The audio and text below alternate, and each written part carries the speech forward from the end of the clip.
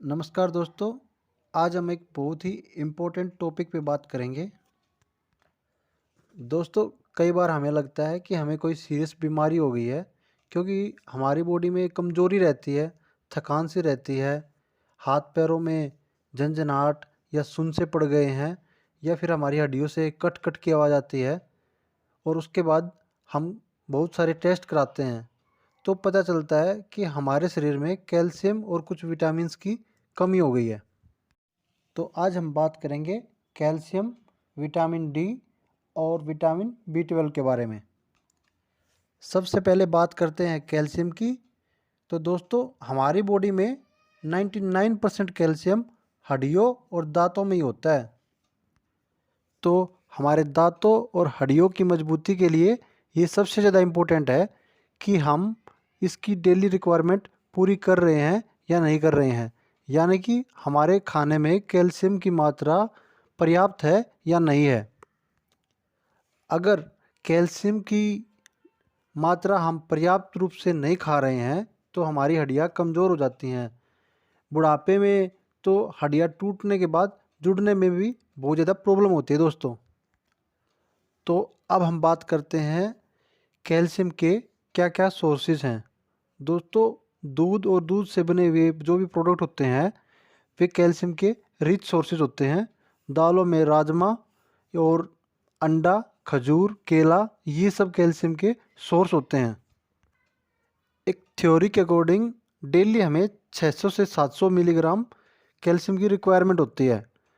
और जो महिलाएं प्रेग्नेंट होती हैं उनको तो 1000 तक डेली की रिक्वायरमेंट होती है। और जो बच्चे ग्रोइंग चाइल्ड, मतलब कि जो बच्चे ग्रो कर रहे हैं, उनको भी ज़्यादा कैल्शियम की रिक्वायरमेंट होती है। तो अपने बच्चों को ज़्यादा से ज़्यादा मिल्क प्रोडक्ट दो। अगर हम खाने से प्रॉपर कैल्शियम नहीं ले पा रहे हैं तो डॉक्टर हमें कुछ सप्लीमेंट्स रिकमेंड करते हैं।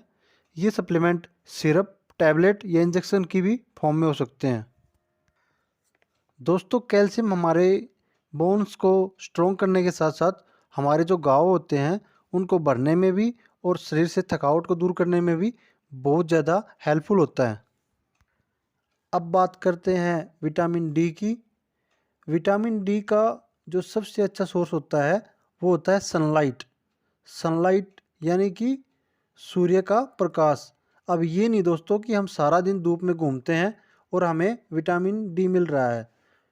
विटामिन डी सूर्य से मॉर्निंग में सबसे ज़्यादा मिलता है, इसलिए खुद भी और अपने बच्चों को भी मॉर्निंग की सनलाइट 10 से 20 मिनट तक ज़रूर दिलवाएं।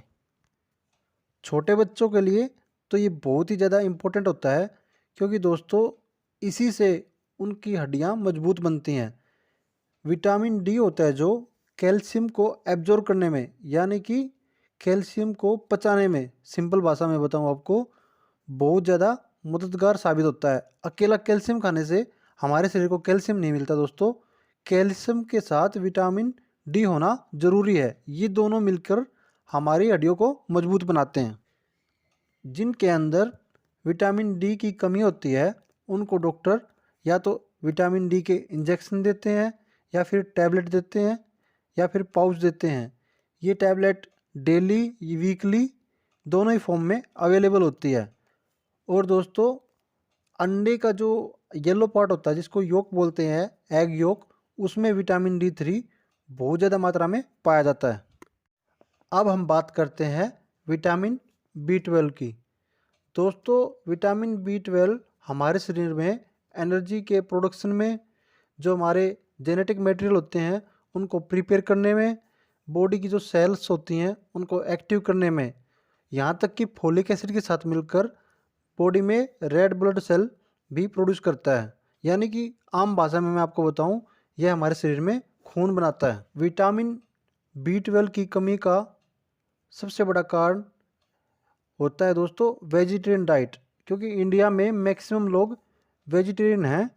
और वेजिटेरियन डाइट में विटामिन बी 12 बहुत ही कम मात्रा में पाया जाता है। दोस्तों, विटामिन बी 12 को पूरा करने के लिए या तो हमें नॉन वेज डाइट खानी पड़ेगी, जैसे कि एग, फिश, या फिर विटामिन बी 12 के कुछ सप्लीमेंट लेने होते हैं जिनमें मिथाइल कोबालामिन होता है दोस्तों।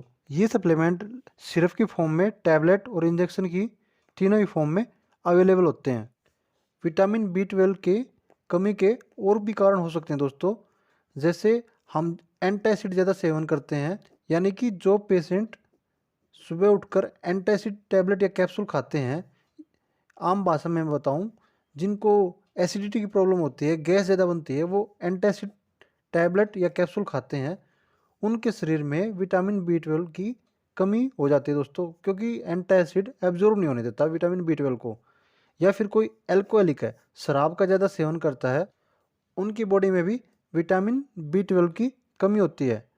और दोस्तों, एक थ्योरी में पाया गया है, इंडिया में 90% महिलाओं के अंदर विटामिन B12 की कमी होती है, क्योंकि दोस्तों जो मंथली साइकिल होती है उसके कारण काफ़ी उनके अंदर ब्लड सेल का लॉस हो जाता है। तो अगर आपके शरीर में कमजोरी हो, थकान महसूस होती हो, हाथ पैर दुखते हो, या फिर एक एज फैक्टर होता है दोस्तों, एक एज के बाद हमारे शरीर में विटामिन्स बनने बहुत कम हो जाते हैं, क्योंकि हम वो राइट मेंटेन नहीं कर पाते। तो आपको ज़रूर चेक कराना चाहिए कहीं आपकी बॉडी में कैल्शियम, विटामिन डी की और विटामिन B12 की कमी तो नहीं है। इसके लिए आप कोई सिरप भी ले सकते हैं, या फिर अपने डॉक्टर के अनुसार कोई और सप्लीमेंट ले सकते हैं। आज की वीडियो में इतना ही। मिलते हैं एक नई वीडियो में नए टॉपिक के साथ। Thank you.